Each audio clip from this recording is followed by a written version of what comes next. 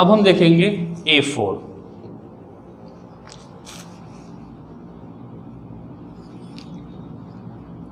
Bye action of H2SO4 that is called as sulphuric acid. लेकिन ये sulphuric acid जो रहेगा वो डायरेक्टली रिएक्शन शो नहीं करता है, सॉल्ट के प्रेजेंस में रिएक्शन करेगा। ठीक है, पहले हम लोग H2SO4 के बारे में देख लेते हैं।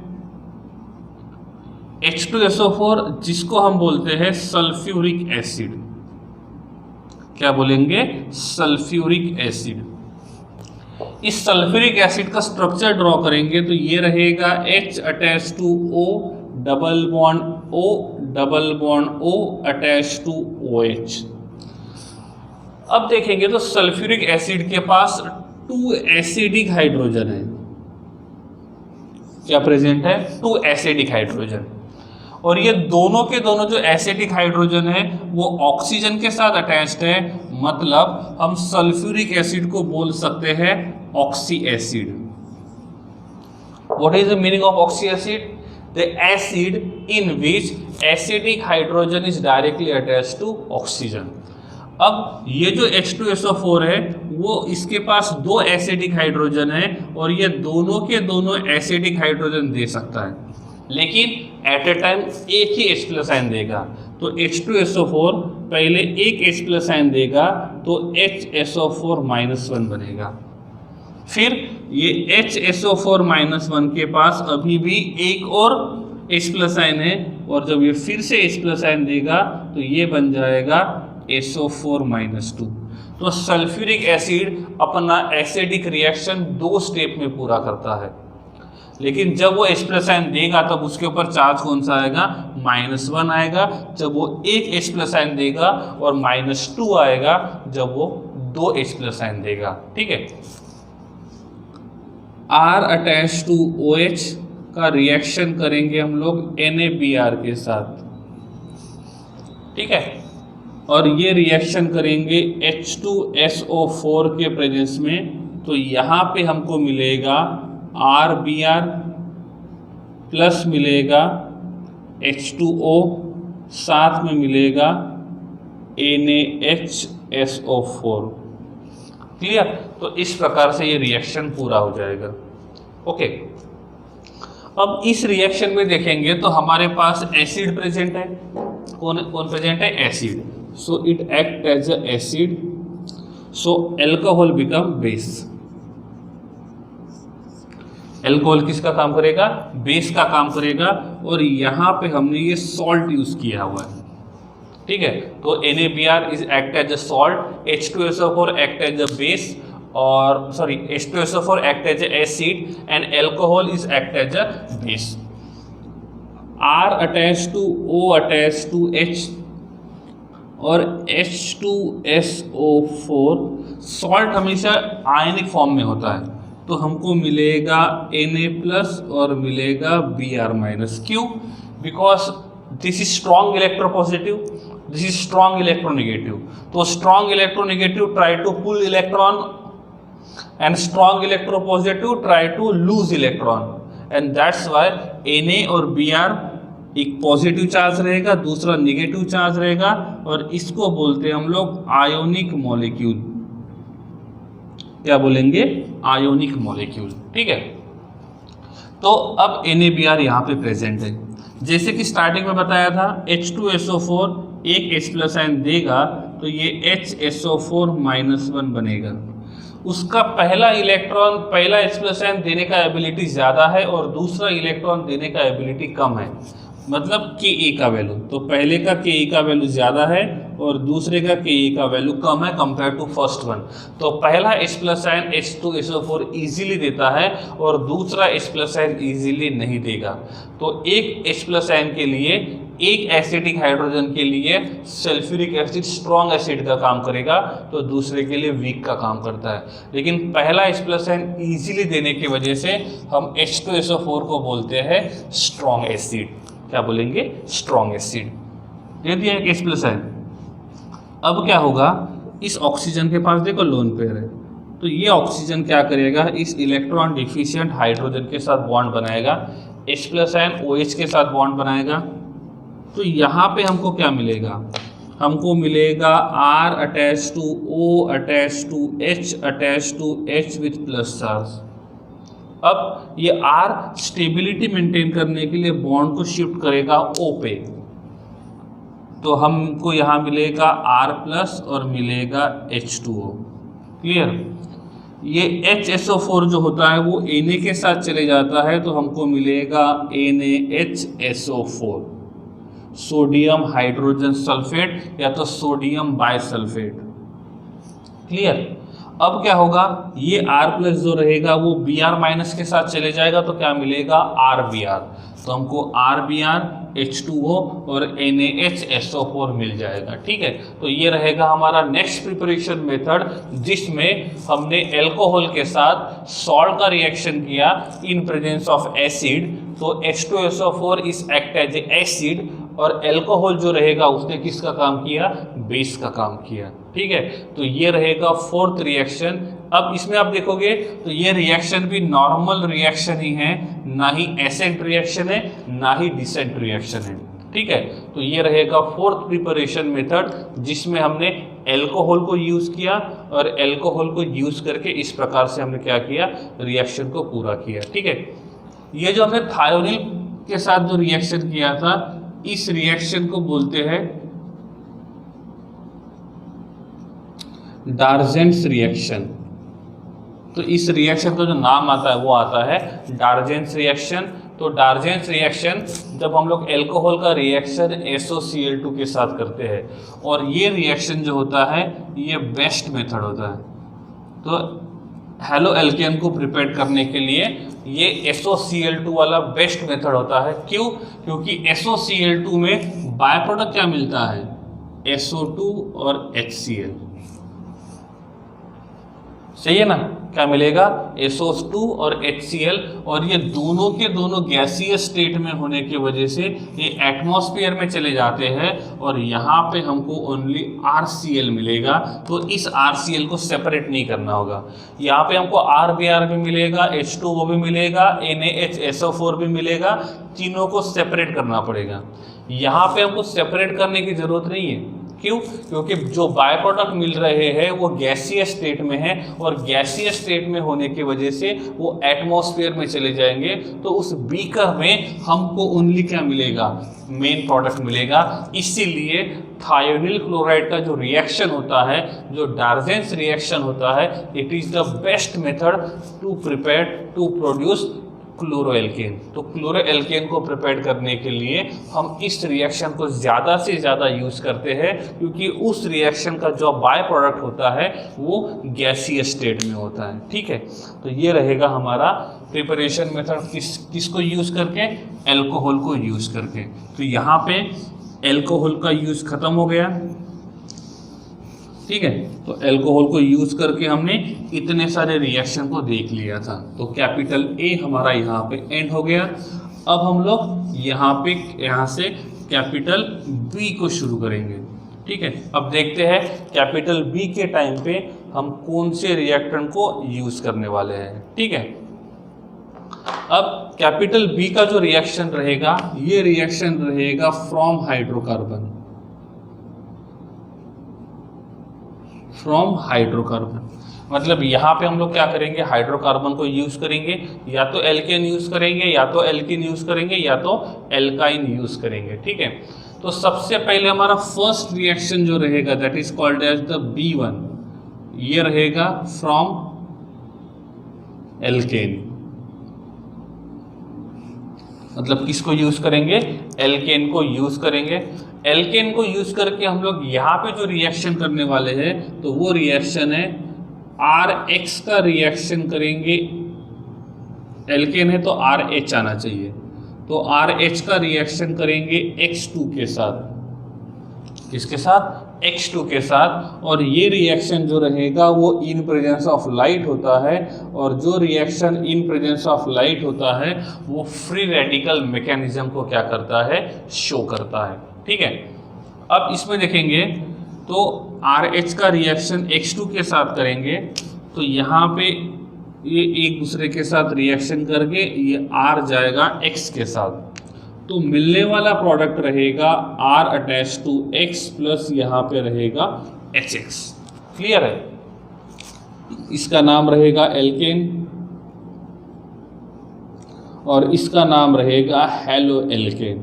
तो हमने एल्केन को यूज करके हेलो एल्केन को प्रोड्यूस कर लिया है। ठीक है, तो ये रिएक्शन इस प्रकार से रहेगा। ओके, अब इसका मैकेनिज्म देखते हैं। ठीक है, तो पहला एल्केन में लिखता हूँ यहाँ पे R अटैच टू H और यहाँ पे रहेगा X single bond X। Reaction sunlight के प्रेजेंस में है और फ्री रेडिकल है, और फ्री रेडिकल होने की वजह से सिमेट्रिकल बॉन्ड फिजन होना चाहिए। तो सिमेट्रिकल बॉन्ड फिजन करेंगे, यहाँ पे भी हम लोग सिमेट्रिकल बॉन्ड फिजन करेंगे। ठीक है, तो अब क्या होगा, सिमेट्रिकल बॉन्ड फिजन तो कर लिया। अब यहाँ पे हमको मिलेगा R रेडिकल और यहाँ मिलेगा H रेडिकल, इसमें मिलेगा X रेडिकल और यहाँ पे मिलेगा X रेडिकल। रेडिकल रेडिकल के साथ बॉन्ड बनाएगा, तो ये H रेडिकल X रेडिकल के साथ जाएगा और R रेडिकल X रेडिकल के साथ जाएगा। तो यहाँ पे हमको मिलना चाहिए, क्या मिलना चाहिए, RX मिलना चाहिए और यहाँ पे हमको मिलना चाहिए HX। ठीक है, तो इस प्रकार से ये रहेगा इस रिएक्शन का मैकेनिज्म। ये बहुत सिंपल रिएक्शन है, फ्री रेडिकल मैकेनिज्म क्या करता है, शो करता है। ठीक है, आप यहाँ पे कोई भी एग्जांपल यूज कर सकते हो। यहाँ पे X2 का मतलब होता है F2 Cl2 Br2 और I2। ठीक है, मतलब हैलोजन फ्लोरीन भी हो सकता है, क्लोरीन भी हो सकता है, ब्रोमीन भी हो सकता है, आयोडीन भी हो सकता है। इस रिएक्शन में फ्लोरीन को यूज नहीं करते हैं। रीजन, फ्लोरीन जो होता है वो बॉन्ड बहुत स्ट्रांग होता है F और F के बीच का। देखो, F और F के बीच का, Cl और Cl, Br और Br, I और I। फ्लोरीन के बीच का बॉन्ड इतना ज़्यादा स्ट्रांग होता है कि वो तोड़ना पसंद नहीं करेगा, मतलब वो लीस्ट रिएक्टिव होता है, तो उसके साथ का रिएक्शन करने के लिए ज़्यादा एनर्जी देना पड़ेगा, और उतना एनर्जी ये लाइट प्रोड्यूस नहीं करता है, उतना एनर्जी लाइट थोड़ा सा एनर्जी सप्लाई करता है, और इसीलिए हमने F2 को यूज़ नहीं किया। बात आयोडीन की करेंगे तो I और I के बीच का बॉन्ड लेंथ इतना ज़्यादा है कि ये बॉन्ड लेंथ बहुत ज़्यादा होने की वजह से फोर्स ऑफ अट्रैक्शन बहुत कम है, और फोर्स ऑफ अट्रैक्शन बहुत कम होने की वजह से ये अपने आप रिएक्शन करता है। जब आपको ज़रूरत हो तब तो रिएक्शन करता है, जब आपको ज़रूरत ना हो तो भी ये रिएक्शन को कंटिन्यू करते रहता है, और इसीलिए हम यहाँ पे I2 को भी यूज़ नहीं करेंगे। तो हम इस रिएक्शन में ओनली क्लोरीन और ब्रोमीन को ही यूज़ करेंगे, क्योंकि उनकी बॉन्ड लेंथ ना ही ज़्यादा स्ट्रॉन्ग है, बॉन्ड ना ही ज़्यादा स्ट्रॉन्ग है, ना ही बहुत ज़्यादा वीक है। फ्लोरीन का बॉन्ड बहुत ज़्यादा स्ट्रॉन्ग है, आयोडीन का बॉन्ड बहुत ज़्यादा वीक है, इसलिए हम फ्लोरीन और आयोडीन इन दोनों को यूज़ नहीं करते हैं, हम ओनली क्लोरीन और ब्रोमीन को ही यूज़ करेंगे। तो इस मेथड का लिमिटेशन लिख सकते हैं, कौन सा, it is used only to prepare chloro and bromo derivative. ये फ्लोरो और आयोडो डेरिवेटिव्स को प्रिपेयर करने के लिए हम इस मेथड को यूज़ नहीं करेंगे। ठीक है, so this method is applicable only for chloro and bromo derivative, not for iodo and fluoro. उसका रीजन बता दिया कि ऐसा ये नेचर शो करेंगे। इसके लिए ये जो है ये स्ट्रक्चर आपको क्या करेंगे, हेल्प करेंगे। तो लिमिटेशन में लिख सकते हैं applicable only for Cl2 and Br2। ठीक है, ये फ्री रेडिकल मैकेनिज्म करता है, ये इन प्रेजेंस ऑफ लाइट होता है बस। ठीक है, तो ये है कुछ प्रॉपर्टी जो हम यहाँ पे देख सकते हैं। क्लियर? अब देखो, हम बात करते हैं कि क्लोरीनेशन हमको करना है, ब्रोमिनेशन करना है। ठीक है, ओके, ठीक है, मैकेनिज्म समझ में आ गया? तो आप मैकेनिज्म को एक बार देख लो, बहुत सिंपल मैकेनिज्म है, सबसे सिंपल मैकेनिज्म इसी रिएक्शन का है। क्लियर? अब देखो यहाँ पे एग्जांपल लिखता हूँ मैं, CH3 सिंगल बॉन्ड CH3 का रिएक्शन करना है Cl2 के साथ। ये हमने स्टार्टिंग में देखा था। क्लोरीनेशन करना है, मोनोक्लोरीनेशन करना है, डाइक्लोरीनेशन करना है, ट्राइक्लोरीनेशन करना है, ठीक है। हमको यहाँ पे क्लोरीनेशन करना है, एक ही बार Cl2 को ऐड करना है। क्या रहेगा, carbon single bond carbon, 3 sides में रहेंगे हाइड्रोजन, यहाँ पे भी 3 साइड्स में रहेंगे हाइड्रोजन। क्लियर, किसके साथ रिएक्शन करेंगे, Cl single bond Cl। Clear है। अब देखो लिखा हुआ है फ्री रेडिकल मैकेनिज्म, क्योंकि इन प्रेजेंस ऑफ लाइट है। हेल्पर नाम का एक वर्ड बताया था 11th में, तब मैंने आपको ये भी बताया था ऐसे कौन सी पॉसिबिलिटी है, ऐसे कौन से कंडीशन है जिस कंडीशन में ये फ्री रेडिकल मैकेनिज्म क्या करेगा, शो करेगा। तो अब हमको क्या करना है, Cl और Cl के बीच का बॉन्ड सिमेट्रिकल तोड़ना है, और जब सिमेट्रिकल तोड़ेंगे तो दोनों Cl रेडिकल बनेंगे। अब क्वेश्चन ये आता है कि हम कौन सा कार्बन हाइड्रोजन बॉन्ड तोड़ें। क्या सभी कार्बन हाइड्रोजन बॉन्ड इक्विवेलेंट है, सभी सेम ही है ना। मैं यहाँ का बॉन्ड ब्रेक करूँ या यहाँ का बॉन्ड ब्रेक करूँ या तो ये बॉन्ड ब्रेक करूँ, मिलने वाला प्रोडक्ट सेम होना चाहिए। क्लियर है। इफ मैं यहाँ का बॉन्ड तोड़ता हूँ ये, तो बन जाएगा रेडिकल और रेडिकल, सही है। तो हमको प्रोडक्ट क्या मिलेगा, CH3 CH2 Cl। ठीक है, मैंने बोला कि मुझे ये बॉन्ड नहीं तोड़ना है, मुझे इस बॉन्ड को तोड़ना है। तो क्या होगा, एक रेडिकल ये जाएगा इसके साथ, तो क्या मिलेगा, CH2 Cl। मुझे ये बॉन्ड नहीं तोड़ना है, मुझे इस बॉन्ड को तोड़ना है। मैं यहाँ पे क्लोरीनेशन करना चाहता हूँ, तो मैं यहाँ पे क्लोरीनेशन करूँगा तो प्रोडक्ट मिलेगा CH2 Cl और CH3। अब मैं दोनों कार्बन के ऊपर कहीं पे भी क्लोरीनेशन करता हूँ तो वहाँ पे मुझे जो प्रोडक्ट मिलेगा, इसका नाम क्या होना चाहिए, 1 क्लोरोप्रोपेन इथेन। ये भी रहेगा 1 क्लोरो इथेन और ये भी रहेगा 1 क्लोरो इथेन। तो तीनों का नाम सेम है, कौन सा, 1 क्लोरो इथेन। इसका मतलब इस इथेन के ऊपर मैं क्लोरीनेशन करता हूँ तो मुझे एक ही प्रोडक्ट मिलेगा, वो कौन सा रहेगा, 1 क्लोरो इथेन। इफ मैं मोनो क्लोरीनेशन करता हूँ तो मैं डाई या ट्राई क्लोरीनेशन की बात अभी नहीं कर रहा हूँ, मैं ओनली मोनोक्लोरीनेशन की बात कर रहा हूँ। तो यहाँ पे जितने भी कार्बन के पास जितने भी हाइड्रोजन है, all hydrogens are equivalent. Equivalent का मतलब होता है उनका जो पोजीशन रहेगा वो सेम रहेगा, आइडेंटिकल रहेगा। क्लियर है। अब यहाँ पे दूसरा एग्जांपल लेके देखते हैं और उसमें देखेंगे कि कितने पॉसिबिलिटी बनते हैं।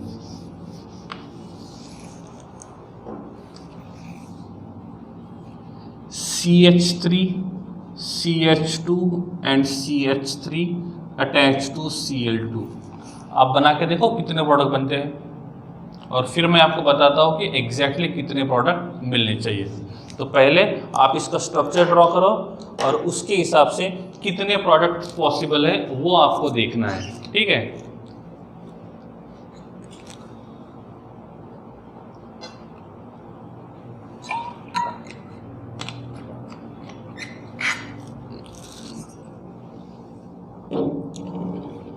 ठीक है, तो पहले इसका स्ट्रक्चर ड्रॉ करेंगे।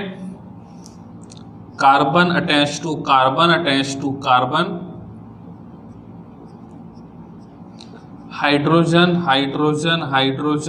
H और H। क्लियर। अब देखेंगे तो यहाँ पे जो आइडेंटिकल है, अब मुझे क्लोरीनेशन करना है, मतलब Cl रेडिकल और Cl रेडिकल। ठीक है। अब मैं क्लोरीनेशन हर एक कार्बन पे कर सकता हूँ। मैं यहाँ पे क्लोरीनेशन करूँगा। पहले देख लेते कौन से कार्बन है। This is primary carbon, this is secondary carbon and this is primary carbon. Clear. अब देखेंगे तो पॉसिबिलिटी क्या है।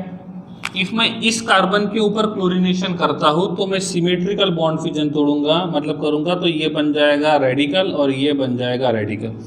तो यहाँ पे हमको जो कार्बन रेडिकल मिला है, ये कौन सा कार्बन रेडिकल मिला है? यहाँ पे जो कार्बन रेडिकल है ये मुझे मिला है प्राइमरी,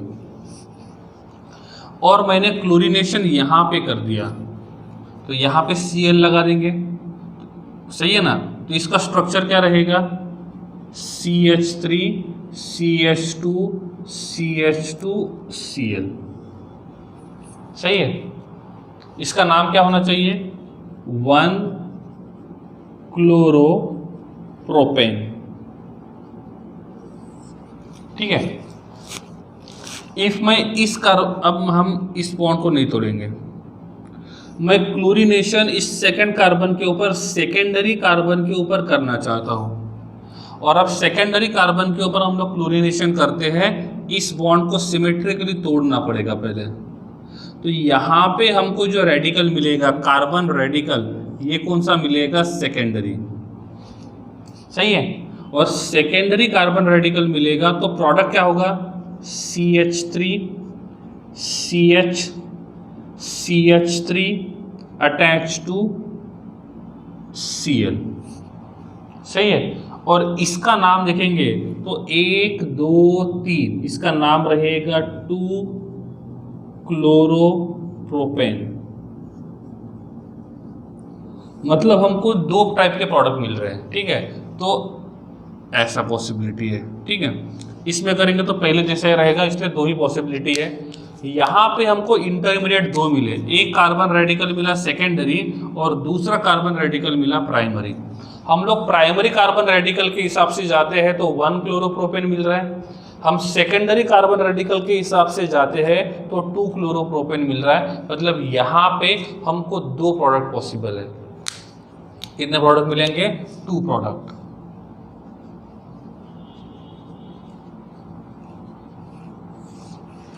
ठीक है। अब दो प्रोडक्ट में से कौन सा प्रोडक्ट इजीली बनेगा? क्या लगता है? 2 क्लोरोप्रोपेन ज्यादा इजीली बनेगा या 1 क्लोरोप्रोपेन ज्यादा इजीली बनेगा? ज्यादा कौन इजीली बनेगा? कौन सा रिएक्शन इजी ज्यादा पॉसिबिलिटी है? क्या लगता है? 1 क्लोरोप्रोपेन और 2 क्लोरोप्रोपेन दोनों में से किस रिएक्शन का पॉसिबिलिटी ज्यादा है? सोचो।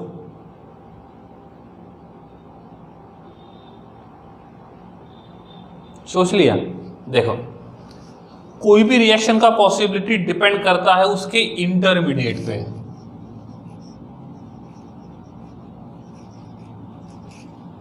किसके हिसाब से? इंटरमीडिएट। इफ हम इस कार्बन की बात करते, यहां पे कार्बन को नाम ही दे देते ABC, या तो X, Y और Z।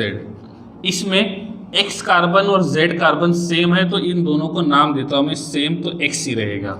तो यहाँ पे दो टाइप के कार्बन है, एक कार्बन रहेगा X कार्बन और दूसरा रहेगा Y कार्बन। इफ हम X कार्बन पे रिएक्शन करते हैं, फ्री रेडिकल रिएक्शन करते हैं, फ्री रेडिकल सब्स्टिट्यूशन रिएक्शन करते हैं। कौन सा रिएक्शन? सब्स्टिट्यूशन। क्यों सब्स्टिट्यूशन बोला है?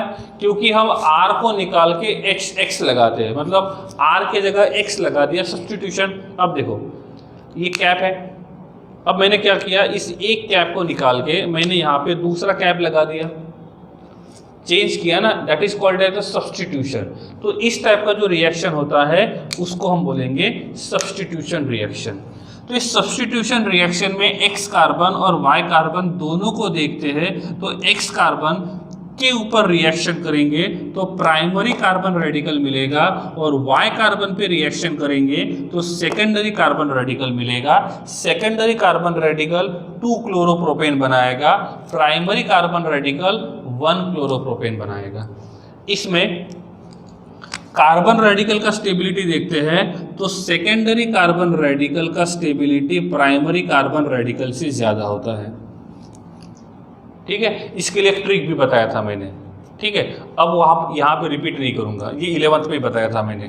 तो सेकेंडरी कार्बन रेडिकल और प्राइमरी कार्बन रेडिकल की बात करते हैं तो सेकेंडरी कार्बन रेडिकल का स्टेबिलिटी ज़्यादा है, और जिसके इंटरमीडिएट का स्टेबिलिटी ज़्यादा होता है वो मेजर प्रोडक्ट होता है।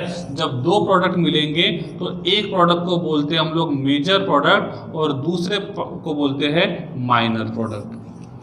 मेजर प्रोडक्ट वो होता है जिसके इंटरमीडिएट का स्टेबिलिटी ज़्यादा होता है, और माइनर प्रोडक्ट वो होता है जिसके इंटरमीडिएट का स्टेबिलिटी कम होता है। तो सेकेंडरी कार्बन रेडिकल जिसका ज़्यादा स्टेबिलिटी होने की वजह से ये 2-क्लोरोप्रोपेन जो रहेगा वो मेजर प्रोडक्ट मिलेगा, तो 1-क्लोरोप्रोपेन जो रहेगा वो माइनर प्रोडक्ट मिलेगा, क्योंकि यहाँ पे दो प्रोडक्ट पॉसिबल है।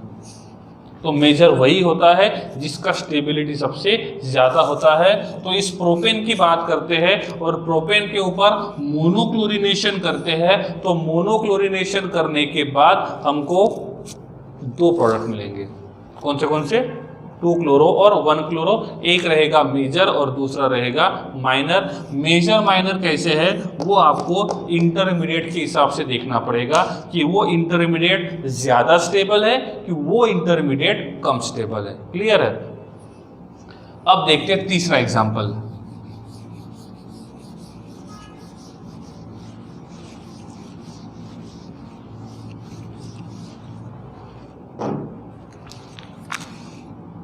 CH3 CH attached to CH3 attached to CH3। Clear? इसके ऊपर क्लोरीनेशन करना है, 1Cl2 लिखता हूं मैं। कितने प्रोडक्ट है पहले वो लिखेंगे, और मोर देन 1 पॉसिबल है तो ही मेजर और माइनर रहेगा। First of all structure draw करना पड़ेगा। पहले आप एक बार खुद डिसाइड करके देख लो क्या पॉसिबिलिटी है। ठीक है, स्ट्रक्चर तो आपको आता ही है, आप खुद भी देख सकते हो कि किसका पॉसिबिलिटी ज़्यादा है, कितने प्रोडक्ट मिल सकते हैं। ठीक है, अब मैं बोलता हूँ कि यहाँ पे जो कार्बन है ये प्राइमरी है, ये कार्बन टर्शरी है, ये कार्बन प्राइमरी है और ये भी प्राइमरी है। क्लियर? अब दो टाइप के कार्बन है। अब क्लोरीनेशन करने के लिए मेरे पास रहेगा Cl रेडिकल और Cl रेडिकल। मैं क्लोरीनेशन यहां पे करता हूं, इस बॉन्ड को तोड़ता हूं, या तो मैं इस पेन को Cl लेके जाता हूं। तो ये Cl मैंने यहां लगा दिया, सही है। तो क्या बनेगा CH3 CH CH3 CH2Cl। और जब हमने यहाँ पे सिमेट्रिकल बॉन्ड फिजन किया तो यहाँ पे मिलने वाला कार्बन रेडिकल जो था वो कौन सा था? प्राइमरी। कौन सा था? प्राइमरी। ठीक है, 1 अनपेड इलेक्ट्रॉन का मतलब होता है रेडिकल। ठीक है, अब मैं यहाँ पे क्लोरीनेशन करना चाहता हूँ, इस बॉन्ड को तोड़ूंगा तो ये रेडिकल और रेडिकल, तो यहाँ पे मुझे मिलेगा टर्शरी रेडिकल। मतलब कार्बन रेडिकल कौन सा मिला?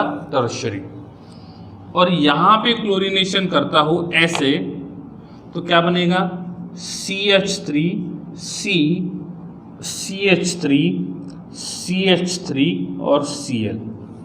क्लियर? एज इट इज लिख देते हैं। इस पे करेंगे तो ये दोनों सेम रहेंगे और ये भी दोनों सेम रहेंगे।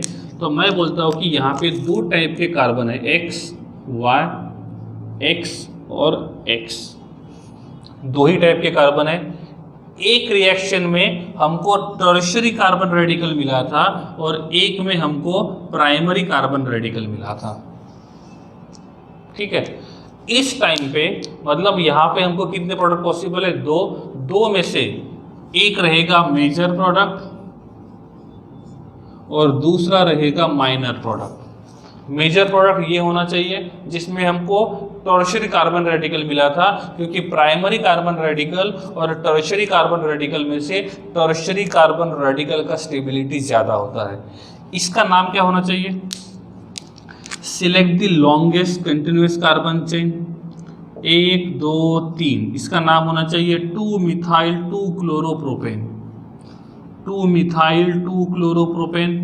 इसमें select the longest continuous carbon chain 1 chloro 2 methyl propane. तो ये रहेगा इनका nomenclature. 1 will be major, 1 will be minor. आपको एक ही पूछा है तो किसके बारे में लिखना है? मेजर के बारे में लिखना है। तो प्रोडक्ट वही बनेगा जिसके इंटरमीडिएट का स्टेबिलिटी ज़्यादा है, और यहाँ पे इस टर्शरी कार्बन रेडिकल का स्टेबिलिटी ज़्यादा होने की वजह से हमको यही प्रोडक्ट मिलेगा। आपको ये पूछा जाएगा कि कौन से प्रोडक्ट मिल सकते हैं, तो आपको मेजर माइनर दोनों लिखना है। या कौन सा प्रोडक्ट मिलेगा, तो आपको पहले मेजर तो लिखना ही है। आप माइनर लिखोगे नहीं लिखोगे कोई बात नहीं, लेकिन आपको मेजर प्रोडक्ट लिखना ही है, उसमें दूसरा ऑप्शन नहीं है। मेजर प्रोडक्ट हमेशा लिखना ही है। तो ये बनेगा, मतलब 100% बनेगा, साथ में ये भी बनेगा। तो हम ऐसा बोल सकते हैं, यहां पे हमको मिक्सचर मिलेगा, मिक्सचर ऑफ प्रोडक्ट, सही है ना। मतलब वहाँ पे हमको ये टर्शरी कार्बन रेडिकल वाला भी मिला है और प्राइमरी वाला भी मिला है, मतलब दो मिलेंगे, दोनों को सेपरेट करना पड़ेगा क्योंकि यहाँ पे एक साथ दो टाइप के प्रोडक्ट हमको मिलेंगे। क्लियर है। अब देखो, अब बात करते हैं, यहाँ पे जो हाइड्रोजन है, इस हाइड्रोजन को बोलेंगे प्राइमरी हाइड्रोजन और इस हाइड्रोजन को हम बोलेंगे tertiary hydrogen. Why it is called as tertiary hydrogen? क्योंकि ये टर्शरी कार्बन को अटैच्ड है और ये प्राइमरी कार्बन को। तो टर्शरी हाइड्रोजन और प्राइमरी हाइड्रोजन में से कौन सा हाइड्रोजन ज़्यादा रिएक्टिव है, मतलब कौन इजीली बाहर निकलना पसंद करेगा? क्यों? सही है ना। तो टर्शरी हाइड्रोजन और प्राइमरी हाइड्रोजन में से कौन सा हाइड्रोजन इजीली रिएक्शन शो करेगा? इनमें से किस हाइड्रोजन का रिएक्टिविटी ज़्यादा है? इसका ज़्यादा होना चाहिए। मेरे हिसाब से टर्शरी हाइड्रोजन का रिएक्टिविटी ज़्यादा होना चाहिए। क्यों? क्योंकि टर्शरी हाइड्रोजन टर्शरी रेडिकल को बनाएगा, primary radical primary hydrogen primary radical को बनाएगा, और टर्शरी रेडिकल का स्टेबिलिटी प्राइमरी रेडिकल से ज़्यादा है। और इसीलिए अब हाइड्रोजन की रिएक्टिविटी देखते हैं। किसकी रिएक्टिविटी? हाइड्रोजन की रिएक्टिविटी ऑफ हाइड्रोजन। तो इसमें देखेंगे टर्शरी हाइड्रोजन ज़्यादा रिएक्टिव, फिर सेकेंडरी और फिर रहेगा प्राइमरी। तो ये रहेगा रिएक्टिविटी ऑर्डर। या तो ये रिएक्टिविटी ऑर्डर जो रहेगा वो कार्बन रेडिकल के स्टेबिलिटी के ऊपर रहेगा। किसके ऊपर? कार्बन रेडिकल के स्टेबिलिटी के ऊपर रहेगा। क्लियर है? ओके। तो इस प्रकार से ये रहेगा, यहाँ पे इतने पॉसिबिलिटीज रहेंगे। अब इस प्रोडक्ट को थोड़ा सा चेंज कर देता हूँ मैं। हाँ, करना तो मोनोक्लोरिनेशन ही है, एक ही बार क्लोरिनेशन करना है, और मैं यहाँ पे लिखता हूँ CH3। अब आप देखोगे तो यहाँ पे ये बन जाएगा प्राइमरी प्राइमरी प्राइमरी प्राइमरी और ये क्वाटरनरी। अब यहाँ पे देखोगे तो क्वाटरनरी कार्बन के पास हाइड्रोजन तो है ही नहीं, मतलब इस क्वाटरनरी कार्बन के ऊपर क्लोरिनेशन नहीं कर सकते। तो क्लोरिनेशन ये प्राइमरी कार्बन के ऊपर ही कर सकते हैं, और एक ही टाइप का यहाँ पे कार्बन होने की वजह से यहाँ पे एक ही प्रोडक्ट मिलेगा। तो यहाँ पे प्रोडक्ट कितने पॉसिबल है? एक ही पॉसिबल है। लेकिन if more than one possibility होती है तो वहाँ पे हमको क्या मिलेगा? मिक्सचर मिलेगा। तो हम बोल सकते हैं यहाँ पे ये मिक्सचर मिल सकता है। लेकिन इफ़ मैं इसको एक्सेस में लेता हूँ, किसमें लेता हूँ? एक्सेस में, मतलब बहुत ज़्यादा क्वांटिटी में, जैसे CH3 अटैच टू Cl2। तो पहले बार रिएक्शन, अब क्या किया मैंने बोला कि ये जो है वो एक्सेस में, एक्सेस का मतलब होता है Cl2 ज़्यादा क्वांटिटी में है। तो पहले बार क्लोरिनेशन करेंगे तो क्या मिलेगा? CH3 CH2 Cl। फिर से एक बार क्लोरिनेशन किया तो पॉसिबिलिटी दो है। कौन सी? CH3 CH attach to Cl और पॉसिबिलिटी है CH2 Cl और Cl। क्लियर है? मतलब एक्सेस का मतलब होता है कि Cl2 बहुत ज़्यादा है, तो हम Cl2 को पहले मोनोक्लोरिनेशन करेंगे, फिर डाइक्लोरिनेशन करेंगे, फिर ट्राइक्लोरिनेशन करेंगे, और आगे बढ़ते जाएंगे, तब जाके हमको यहाँ पे मोनो भी मिल सकता है, डाइक्लोरो भी मिल सकता है, ट्राइक्लोरो भी मिल सकता है। तो जब हम इस X2 को एक्सेस में लेते हैं तो हमको मोनोहेलाइड, डाइहेलाइड, ट्राइहैलाइड और पॉलीहैलाइड, इनका क्या मिल सकता है, हमको मिक्सचर मिल सकता है। कब? जब हम किसको यूज करेंगे, इसको एक्सेस पे यूज करेंगे। इफ X2 का क्वांटिटी लिमिटेड है, ऑन द बेसिस ऑफ हमको मोनोक्लोरिनेशन करना है कि डाइक्लोरिनेशन करना है, उस हिसाब से हम X2 का क्वांटिटी लिमिटेड लेंगे तो हमको प्रोडक्ट भी लिमिटेड ही मिलेंगे। लेकिन जब ये X2 एक्सेस में रहेगा तो हमको क्या मिलेगा, मिक्सचर मिलेगा। तो इस बात की तरफ ध्यान रखना है। जैसे यहाँ पे देखो, इथेन के ऊपर फर्स्ट टाइम क्लोरिनेशन किया, मोनोक्लोरो मिला। फिर हमने सेकंड टाइम किया तो दो पॉसिबिलिटी है, डाइक्लोरिनेशन में दोनों सेम कार्बन पे है या तो दोनों एडजेसेंट कार्बन पे रहेंगे। फिर हम यहाँ पे एक और बार क्लोरिनेशन करते हैं, फिर वहाँ पे एक और बार क्लोरिनेशन करते जाएंगे। क्यों? क्योंकि हमने इस हैलोजन को क्या किया है, एक्सेस में लिया हुआ है। तो जब हम किसी को एक्सेस में लेते हैं तो उसके वजह से जो होने वाला रिएक्शन होता है वो रिएक्शन कंटिन्यू होते रहता है। ठीक है, तो ये पॉसिबिलिटी इस प्रकार से यहाँ पे बनती है।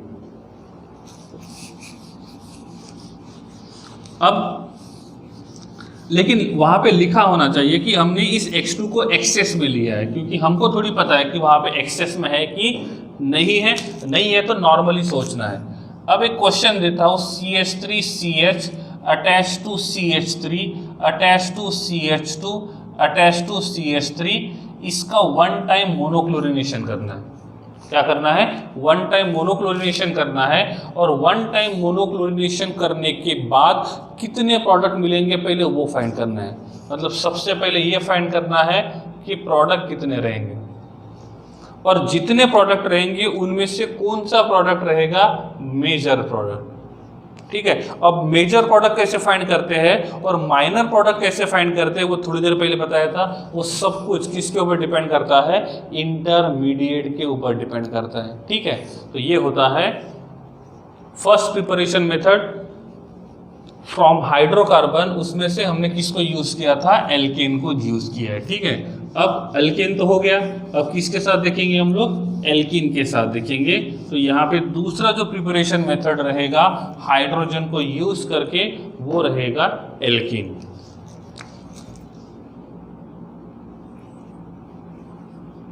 From alkene by addition of X2। ठीक है, bye addition of X2। Clear है।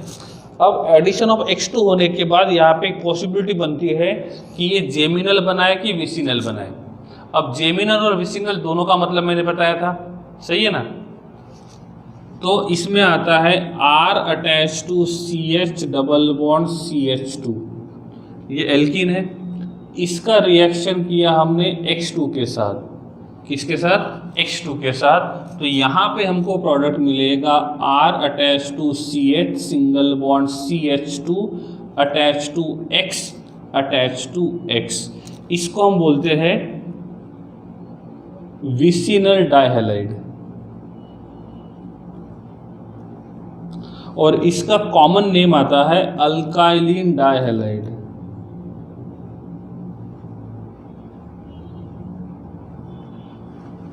क्या नाम आएगा, एल्काइलिन डाइहैलाइड। और ये रिएक्शन जो रहेगा it is a type of addition reaction.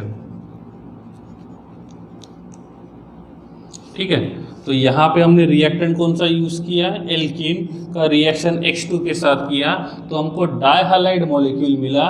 और यहाँ पे जो डाइहैलाइड है इसको बोलते हैं विसिनल डाइहैलाइड। एक देखा था विसिनल डाइहैलाइड और दूसरा देखा था हमने जेमिनल डाइहैलाइड। ठीक है, तो विसिनल का मतलब होता है when both halogen present on adjacent carbon, और सेम कार्बन पे रहेंगे तो जेमिनल। विसिनल का कॉमन नाम नॉमेनक्लेचर आता है अल्काइलिन डाइहैलाइड, और जेमिनल का आता है अल्काइलिडीन डाइहैलाइड। ठीक है, तो दोनों का कॉमन नॉमेनक्लेचर है, और ये दोनों का कॉमन नॉमेनक्लेचर थोड़ा सा डिफरेंट है। एक आता है अल्काइलिन डाइहैलाइड और दूसरा आता है एल्काइलिडीन डाइहैलाइड। क्लियर है, तो ये रहेगा इस एडिशन रिएक्शन के बारे में। एग्जाम्पल, का मैकेनिज्म देखते हैं पहले। R attach to CH double bond CH2 plus X single bond X। अब देखो ये एडिशन रिएक्शन, अब एडिशन रिएक्शन या सब्स्टिट्यूशन हमें कैसे पता चलेगा? जनरली ऐसा होता है मल्टीपल बॉन्ड प्रेजेंट होते हैं तो रिएक्शन जनरली एडिशन होता है, और मल्टीपल बॉन्ड नहीं रहेंगे तो रिएक्शन जनरली सब्स्टिट्यूशन या तो एलिमिनेशन होता है। ठीक है, तो मल्टीपल बॉन्ड प्रेजेंट होते हैं तो most of the time reaction कौन सा होता है? मोस्ट ऑफ द टाइम बोला है, हमेशा नहीं बोला है। ठीक है, तो most of the time that reaction will be addition reaction. अब देखो यहाँ पे डबल बॉन्ड में से one bond is sigma bond and second is pi bond, तो पाई बॉन्ड वीक होने की वजह से हम पाई बॉन्ड के ऊपर पहले अटैक करेंगे। X और X सिमेट्रिकल बॉन्ड फिजन करेंगे, यहाँ पे भी हम लोग सिमेट्रिकल बॉन्ड फिजन करेंगे। सिमेट्रिकल बॉन्ड फिजन करने के बाद क्या मिलेगा? R attach to CH single bond CH2 radical और रेडिकल। ठीक है, इसमें क्या मिलेगा हमको? X radical X radical. आप रेडिकल ये ऊपर भी लिख सकते हो, ऐसा नहीं कि नीचे ही लिखना है, पॉसिबिलिटी दोनों है। ठीक है, मतलब आप अपने हिसाब से लिख सकते हो। अब क्या करेगा? ये रेडिकल इस रेडिकल के साथ जाएगा और ये रेडिकल इस रेडिकल के साथ जाएगा। पॉजिटिव हमेशा निगेटिव के साथ बॉन्ड बनाता है, रेडिकल हमेशा रेडिकल के साथ बॉन्ड बनाता है। ठीक है, अब इसके बाद मिलने वाला प्रोडक्ट क्या रहेगा? R attach to CH single bond CH2 attach to X attach to X, ये डाइहैलाइड है और इस डाइहैलाइड को हम बोलेंगे विसिनल डाइहैलाइड। क्या बोलेंगे? विसिनल डाइहैलाइड। तो इस प्रकार से X2 को ऐड करके हम यहाँ पे विसिनल डाइहैलाइड को क्या कर सकते हैं? यूज कर सकते हैं। सॉरी, विसिनल डाइहैलाइड को हम लोग प्रिपेयर कर सकते हैं, उसको बना सकते हैं। किसको यूज करके? X2 को यूज करके। क्लियर है? तो इस प्रकार से ये रहेगा इसका मैकेनिज्म। एग्जाम्पल देख लेते हैं। हमने यूज किया CH2 डबल बॉन्ड CH2 का रिएक्शन किया Cl सिंगल बॉन्ड Cl के साथ। क्लियर? तो इसका नाम क्या है? इथीन। और यहाँ पे कौन है? क्लोरीन, या तो इसको डाइक्लोरीन बोलेंगे। इनका रिएक्शन करेंगे, दोनों में सिमेट्रिकल बॉन्ड फिजन करेंगे तो क्या होगा? CH2 single bond CH2 radical radical. फिर क्या होगा? यहाँ पे Cl रेडिकल और Cl रेडिकल। एक रेडिकल यहाँ आएगा, दूसरा रेडिकल यहाँ आएगा, तो ये बन जाएगा CH2 attach to Cl, here CH2 attach to Cl, बन गया हमारा डाइक्लोराइड। इस डाइक्लोराइड की बात करते हैं तो इसका IUPAC नॉमेनक्लेचर क्या रहेगा?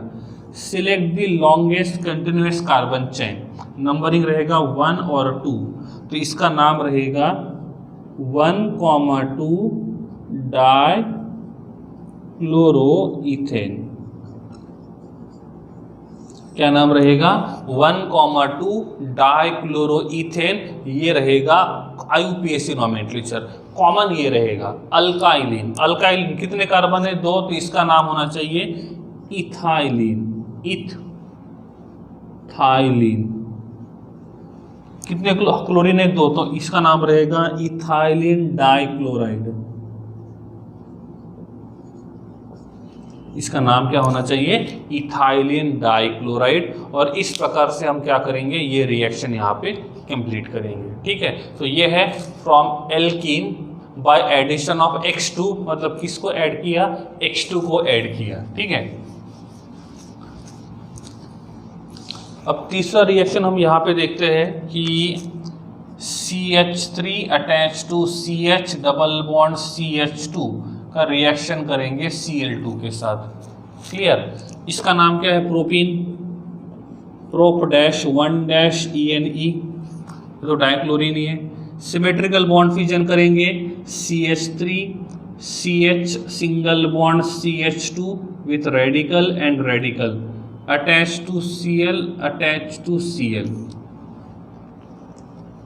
क्लियर।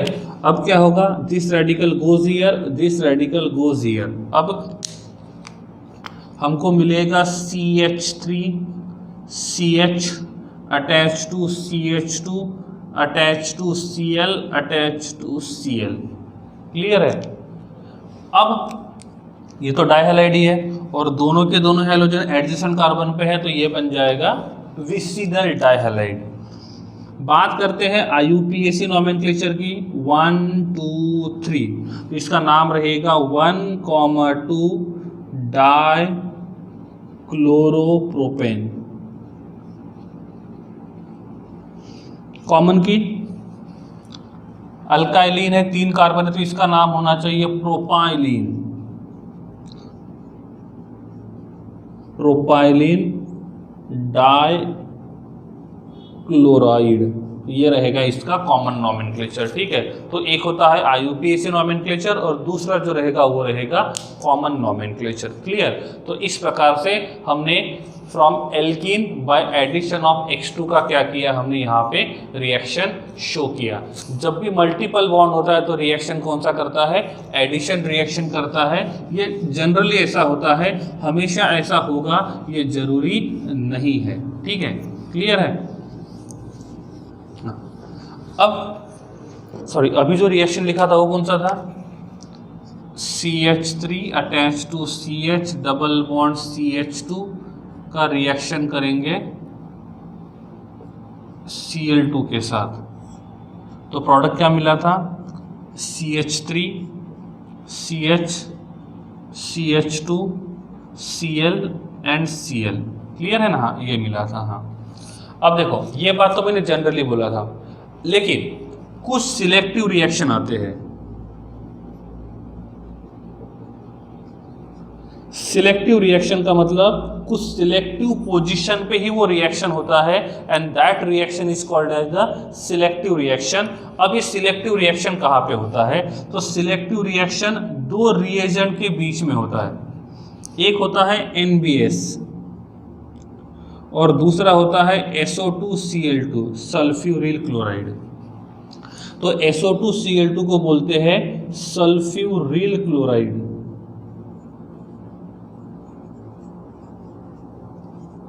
ठीक है, और NBS को बोलते हैं N ब्रोमो सक्सिनिइमाइड। क्या बोलते हैं, N bromo सक्सिनिइमाइड।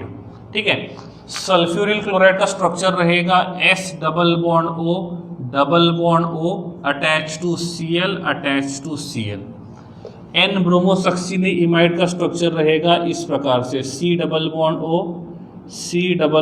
O attach to NH और यहाँ पे रहेगा Br, तो ये रहेगा NBS N ब्रोमोसक्सिनाइमाइड। अब इन दोनों को सिलेक्टिव रिएक्शन क्यों बोला है, इन दोनों को सिलेक्टिव रिएक्शन इसलिए बोला है क्योंकि ये दोनों रिएक्टेंट सिलेक्टेड पोजीशन पे ही रिएक्शन करते हैं।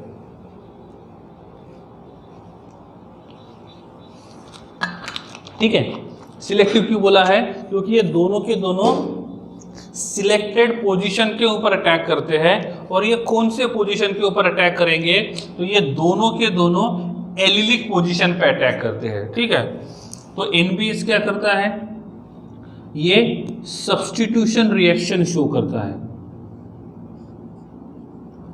कौन सी, सब्स्टिट्यूशन रिएक्शन।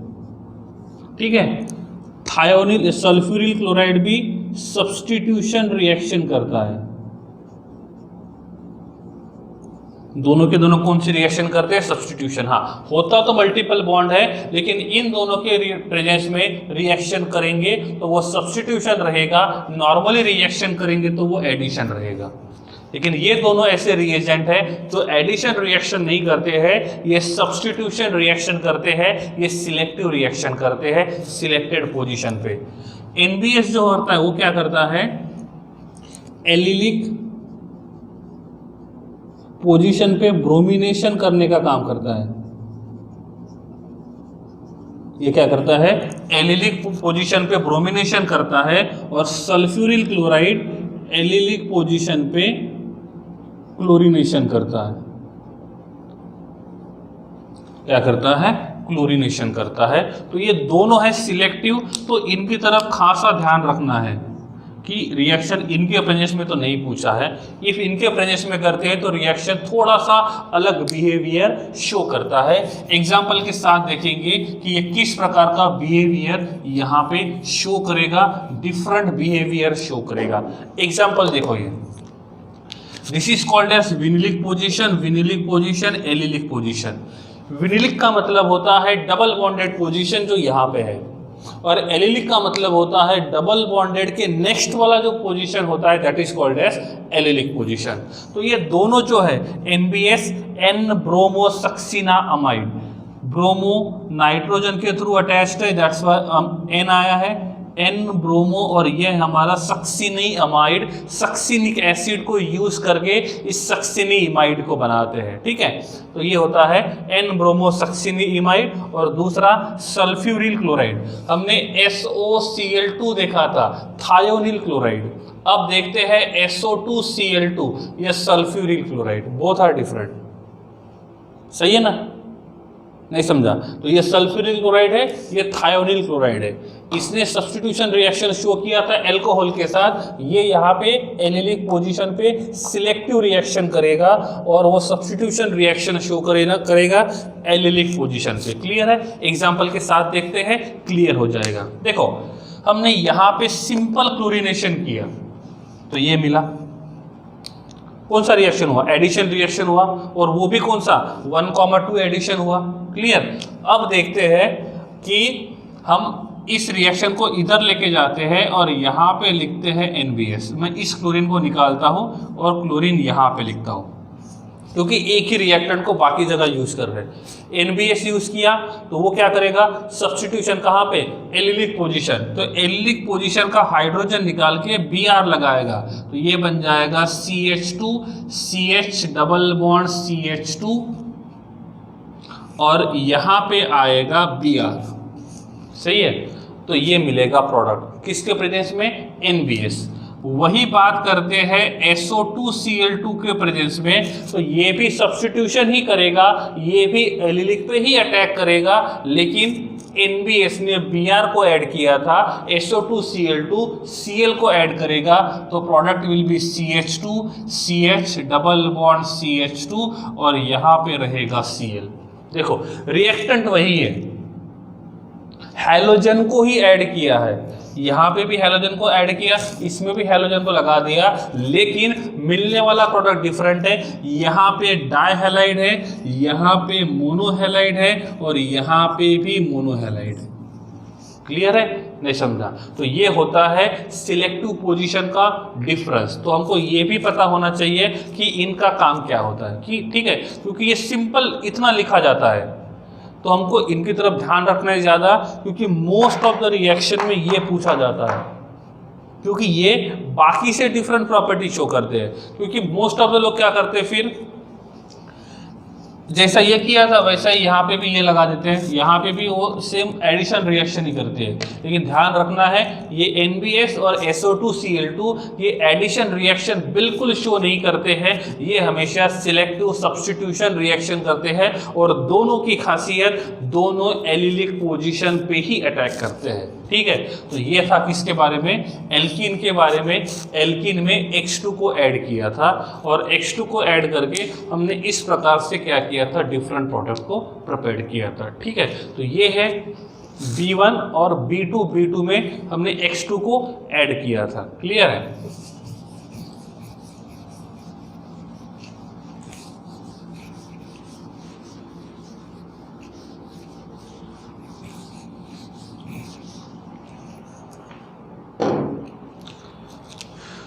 अब देखेंगे B3। B किसके लिए स्टैंड करता है? हाइड्रोकार्बन के लिए। ठीक है, तो जो हाइड्रोकार्बन होता है उसके लिए B स्टैंड करता है, और हाइड्रोकार्बन का तीसरा रिएक्शन, और हाइड्रोकार्बन का आखिरी भी बोल सकते हैं, that is called as B3 from alkene. ये भी एल्कीन ही था, बाय एडिशन, तो सेम ही हो गए। फ्रॉम अल्कीन बाय एडिशन नहीं, यहाँ पे X2 ऐड किया था, यहाँ पे HX को ऐड करेंगे, इसको ऐड करेंगे HX को। रही बात इसकी, तो इसके और इन दोनों के बारे में हमने एल्केन हाइड्रोकार्बन में पढ़ा था, अल्कीन और एल्केन के बारे में, ठीक है। ये रिएक्शन होता है R attach to CH double bond CH2 that is called as alkene का रिएक्शन करेंगे HX के बाद, जिसको हम बोलेंगे एसिड। तो यहाँ पे रिएक्शन करने के बाद हमको मिलेगा R attach to CH2 attach to CH2 attach to X। Clear? तो हम बोल सकते इट इज एडिशन रिएक्शन। ये भी कौन सा रिएक्शन है? एडिशन रिएक्शन है। लेकिन इस बात में ध्यान रखना है कि ये रिएक्शन जो रहेगा इसमें हम मार्कोनिकॉफ रूल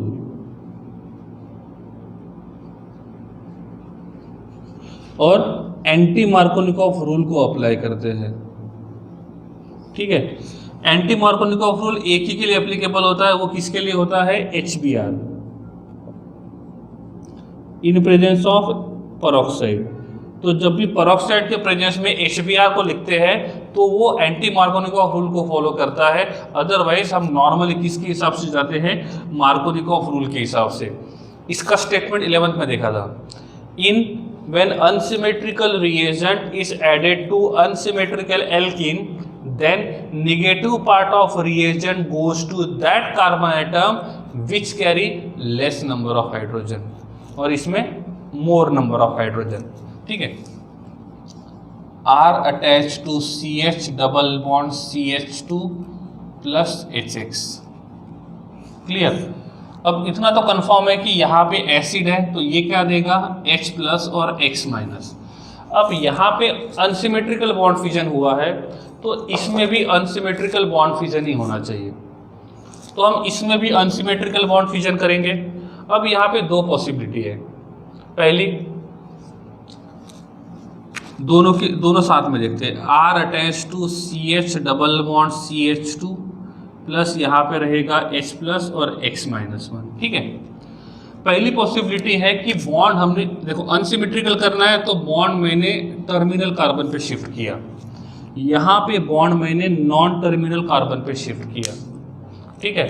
ये जो डबल बॉन्डेड कार्बन है, इस डबल बॉन्डेड कार्बन पे 2 हाइड्रोजन है और इस डबल बॉन्डेड कार्बन पे 1 हाइड्रोजन है। सेम यहाँ पे इस डबल बॉन्डेड कार्बन पे 1 हाइड्रोजन है और इस डबल बॉन्डेड कार्बन पे 2 हाइड्रोजन है। क्लियर? तो क्या होगा? यहाँ आने के बाद हमको मिलेगा R attach to CH single bond CH2, ये रहेगा -1, ये बन जाएगा +1। फिर इसमें क्या होगा? R attach to CH single bond CH2, ये रहेगा +1 और ये रहेगा -1, ठीक है। क्लियर है? हाँ। अब मैच द पेयर तो आपको आता ही है। Opposite charges always attracts each other, so this negative charge goes to positive and positive goes negative. Same यहाँ पे भी मैच द पेयर लगाना है। पॉजिटिव गया नेगेटिव के साथ और ये नेगेटिव गया पॉजिटिव के साथ। क्लियर है? अब क्या करेंगे? हम इसकी बात करते हैं। तो यहाँ जाने के बाद बनेगा R attach to CH attach to X attach to CH3, ठीक है। हम इसकी बात करेंगे तो यहाँ पे क्या मिलेगा? R attach to CH2 attach to CH2 attach to X। दोनों में हमको अलग अलग प्रोडक्ट मिला। क्लियर है? इसमें क्या हुआ? ये जो हमारा रिएजेंट है, इसका negative part goes to that carbon atom which carry less number of that double bonded carbon atom और triple bonded. Negative part of reagent goes to that multiple bonded carbon atom which carry less number of hydrogen. इसमें negative part of reagent के 2 part है, एक positive part है, दूसरा negative part है। Negative part of reagent goes to that multiple bonded carbon atom which carry less number of hydrogen, एक ही hydrogen है। इसमें negative part of reagent goes to that multiple bonded atom multiple bonded, which carry more number of hydrogen, इसके पास 2 hydrogen, इसके पास 1 hydrogen, सही है। तो इसमें halogen more number of hydrogen जिस कार्बन के पास है उसके पास गया, यहाँ पे halogen negative charge halogen ion उस कार्बन एटम के पास गया जिसके पास नंबर ऑफ हाइड्रोजन कम है, ठीक है। तो हमको 2 अलग अलग प्रोडक्ट मिले, मतलब 2 पॉसिबिलिटी है कि ये बॉन्ड कहाँ पे शिफ्ट करें। क्लियर। हम इस रिएक्शन की बात करते हैं तो यहाँ पे हमको जो कार्बन कटायन मिला है ये सेकेंडरी है और कार्बन अनायन जो मिला है ये प्राइमरी है। इस रिएक्शन में कार्बन अनायन जो है वो सेकेंडरी है और कार्बन कटायन जो है वो प्राइमरी है। अब बात करते हैं कटायन और अनायन की। तो कटायन में क्या होता है, टर्शरी कटायन का स्टेबिलिटी ज़्यादा, फिर सेकेंडरी का, फिर प्राइमरी का। जब अनायन की बात करते हैं तो प्राइमरी का स्टेबिलिटी ज़्यादा, फिर सेकेंडरी का और फिर टर्शरी का। क्लियर। तो यहाँ पे हम पहले कटायन के हिसाब से देखते हैं, क्योंकि मेजर प्रोडक्ट कौन है। देखो जब प्रोडक्ट एक मिला और ये दूसरा मिला तो 2 में से एक मेजर रहेगा, दूसरा माइनर रहेगा, ठीक है। क्योंकि more than 1 possibilities are there, that's why 1 product will be major and second will be minor. Clear. तो कौन सा प्रोडक्ट मेजर रहेगा ये डिपेंड करता है किसका इंटरमीडिएट ज़्यादा स्टेबल है। अब इसकी बात करेंगे तो यहाँ पे हमको कार्बन कटायन मिला सेकेंडरी और यहाँ पे मिला प्राइमरी। तो कार्बन कटायन के हिसाब से देखा जाएगा तो ये ज़्यादा स्टेबल होना चाहिए, ये कम स्टेबल होना चाहिए।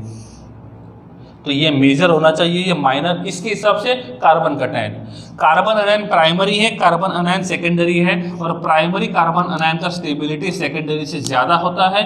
ये कैसे होता है ये 11 पे पढ़ा था, इसलिए मैं उसको as it is directly use कर रहा हूँ, वो फिर रिपीट नहीं करूँगा क्योंकि यहाँ पे वो सभी इफेक्ट काम आते हैं। इंडक्टिव इफेक्ट आता है, रेजोनेंस आता है, हाइपर कॉन्जुगेशन आता है, वो सब कुछ आता है। क्लियर। तो बात करते हैं डायरेक्टली यहाँ पे। तो इस कंसेप्ट को यूज़ करेंगे, यहाँ पे लगाएंगे। तो यहाँ पे हम कटायन के हिसाब से जाएंगे तो पहला रिएक्शन मेजर होना चाहिए और ये माइनर प्रोडक्ट देना चाहिए। क्यों? क्योंकि सेकेंडरी कार्बन कटायन का स्टेबिलिटी प्राइमरी से ज़्यादा होता है, तो ये वाला। अब जाएंगे अनायन के हिसाब से। तो प्राइमरी अनायन और सेकेंडरी अनायन, और प्राइमरी अनायन का स्टेबिलिटी ज़्यादा होता है सेकेंडरी अनायन से। उस हिसाब से भी यही रिएक्शन में इंटरमीडिएट ज़्यादा स्टेबल है, इसका इंटरमीडिएट कम स्टेबल है। तो दोनों के हिसाब से हम कटायन अनायन दोनों के हिसाब से जाते हैं। तो दोनों के हिसाब से फर्स्ट रिएक्शन में इंटरमीडिएट ज़्यादा स्टेबल है compare to second reaction. That's why पहले रिएक्शन का जो प्रोडक्ट रहेगा ये होना चाहिए मेजर प्रोडक्ट और दूसरे रिएक्शन का जो प्रोडक्ट रहेगा ये कैसा होना चाहिए, माइनर प्रोडक्ट। तो ये प्रोडक्ट मेजर का मतलब होता है ज़्यादा क्वांटिटी में मिलेगा, ये 50% से ज़्यादा मिलेगा, ये 50% से कम मिलेगा। तो मेजर माइनर का मतलब क्या होता है, मेजर माइनर का मतलब होता है कौन सा प्रोडक्ट ज़्यादा मिलेगा, कौन सा प्रोडक्ट कम क्वांटिटी में मिलेगा। तो पहला प्रोडक्ट ज़्यादा मिलेगा, दूसरा प्रोडक्ट कम क्वांटिटी में मिलेगा, and that's why it is called as minor product. Clear है, नहीं समझा? ठीक है। तो 2 पॉसिबिलिटी जब रहेगी। अब मेजर प्रोडक्ट कौन सा है, जिसमें negative part of reagent goes to that carbon atom which carry less number of hydrogen.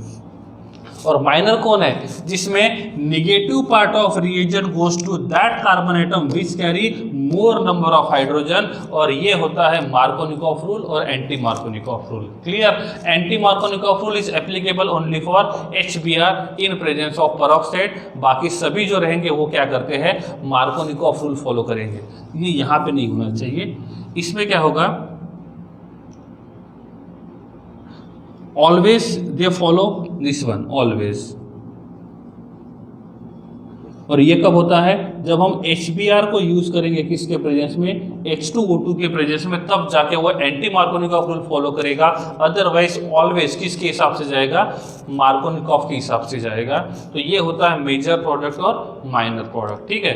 तो मेजर वही होता है जिसमें इंटरमीडिएट ज़्यादा स्टेबल होता है। तो ये था हमारा तीसरा प्रिपरेशन मेथड हाइड्रोकार्बन में से, एडिशन ऑफ HX, इसके पहले देखा था एडिशन ऑफ X2, यहाँ पे हम देख रहे हैं एडिशन ऑफ HX, और ये रहेगा मेजर और दूसरा रहेगा माइनर। आप इस हिसाब से आगे जा सकते हो, डिफरेंट एग्जाम्पल देख सकते हो, वहाँ से आपको समझ में आएगा कि एग्जैक्टली हमको प्रोडक्ट क्या मिलना चाहिए और कौन सा रहेगा मेजर और कौन सा रहेगा माइनर। तो इस हिसाब से हम लोग आगे बढ़ सकते हैं। ठीक है, एक एग्जांपल देख लेते हैं जिसमें हमको मार्कोनिकॉफ और एंटी मार्कोनिकॉफ रूल अप्लाई करना है। ठीक है, पहला रिएक्शन देखते हैं हम लोग, CH3 attach to CH double bond CH2। मैं यहाँ पे नॉमेनक्लेचर नहीं बताऊंगा, वो ऑलरेडी बता चुका हूँ। ठीक है, इसका रिएक्शन करते हैं Cl2 के साथ, इसका रिएक्शन करते हैं Br2 के साथ, क्या होगा, सॉरी, इसका रिएक्शन करते हैं HCl के साथ और इसका रिएक्शन करते हैं HBr के साथ। ऑलवेज मार्कोनिकॉफ रूल फॉलो करता है, ऑलवेज, लेकिन HBr in presence of peroxide is anti Markovnikov, in absence of peroxide Markovnikov. क्या बोलते हैं, अब HCl है तो ये बन जाएगा H+ और Cl-। क्या बोलते हैं मार्कोनिकॉफ रूल, मतलब सिंपल सी बात है, यहाँ पे भी आएगा Mk और यहाँ पे भी आएगा Mk, मार्कोनिकॉफ मार्कोनिकॉफ। ठीक है, क्या बोलते हैं Markovnikov, negative part of reagent goes to that multiple bonded carbon atom which carry less number of hydrogen. यहाँ पे 2, यहाँ पे 1, तो Cl जाना चाहिए यहाँ पे और H आएगा यहाँ पे। तो प्रोडक्ट क्या बनेगा, प्रोडक्ट बनेगा CH3 CH2 CH2 Cl। Clear, यहाँ पे भी मार्कोनिकॉफ रूल है, सेम कंडीशन, ये रहेगा H+ और दूसरा Br-। क्या बोलते हैं Markovnikov rule, negative part of reagent goes to, नहीं गलत हो गया, इसमें आना चाहिए CH3 और इसमें आना चाहिए Cl। ठीक है, negative part of reagent goes to that carbon atom which carry less number of hydrogen, तो ये इधर जाएगा, तो क्या मिलेगा CH3 CH attach to CH3 और ये Br। क्लियर, नहीं समझो। अब सेम रिएक्टेंट है, सेम रिएक्टेंट दूसरे जगह लिखते हैं, CH3 CH double bond CH2, यहाँ पे HCl को यूज किया इन प्रेजेंस ऑफ H2O2 और यहाँ पे यूज किया HBr को इन presence of H2O2। Clear, HCl H2O2 है तो एंटी मार्कोनिक नहीं, HCl के ऊपर एंटी मार्कोनिको का कोई इफेक्ट नहीं रहेगा, तो ये रहेगा माइनस, ये रहेगा प्लस। क्या बोलते हैं, फिर ये मार्कोनिकॉफ ही रहेगा और ये रहेगा एंटी मार्कोनिकॉफ रूल।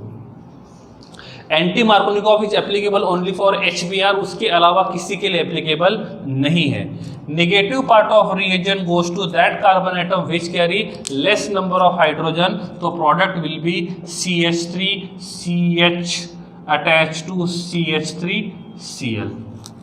इसमें CH3 CH2 CH2 Br, ये रहेगा दोनों के बीच का डिफरेंस। तो ये होता है मार्कोनिकॉफ रूल और एंटी मार्कोनिकॉफ रूल, और इस रूल के हिसाब से हम इस प्रकार से प्रोडक्ट यहाँ पे बना सकते हैं। क्लियर, तो ये है second capital B preparation method, जिसमें हाइड्रोकार्बन को यूज किया 3 तरीके से, from alkene by addition of X2, from alkene by addition of HX। ठीक है, तो नेक्स्ट प्रिपरेशन मेथड्स हम लोग नेक्स्ट पार्ट में कंटिन्यू करेंगे। ठीक है, थैंक यू।